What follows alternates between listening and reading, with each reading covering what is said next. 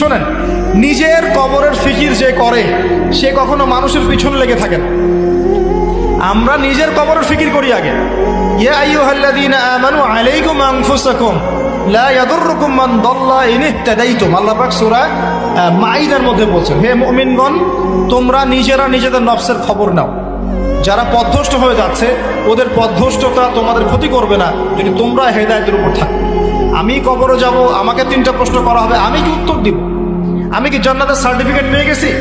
আমার পিছনে কি জান্নাতের সিল লাগানো হয়ে গেছে? তাহলে আমি কেন আরেক ভাইয়ের নামাজ নিয়ে কটাক্ষ করি? আমি কেন আরেক ভাইয়ের অমুক নিয়ে কটাক্ষ করি, অমুক মাদ্রাসা নিয়ে কটাক্ষ করি, অমুক ব্যক্তিত্বকে নিয়ে কটাক্ষ করি, অমুক আলেমকে নিয়ে কটাক্ষ? কেন আমি করতে যাবো কেন? এমন তো হতে পারে সে ব্যক্তি আমার আগে জান্নাতে চলে গেছে, আমি পড়ে গেছি পিছনে, হতে পারে না? হতে পারে কি না? এমন তো হতে পারে আমি সবার শেষে জান্নাতে যাচ্ছি খুঁড়ায় খুঁড়ায়, আর এই মানুষগুলো আমার আগেই জান্নাতে সব চলে গেছে, হতে পারে কি না? এই যে ইবলিসি স্বভাব একটা চলে আসছে, নিজেকে বড় মনে করা, অন্যকে ছোট মনে করা।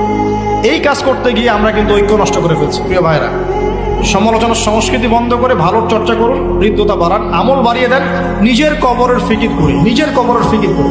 30 বছর চলে গেল, কয় ওয়াক্ত নামাজ পড়েছি, কয়টা সূরা শিখলাম, কয়টা হাদিস শিখলাম, হ্যাঁ, কয়দিন মানুষকে দাওয়াত দিলাম, কয়দিন আমি তাবলীগের মেহনত করলাম।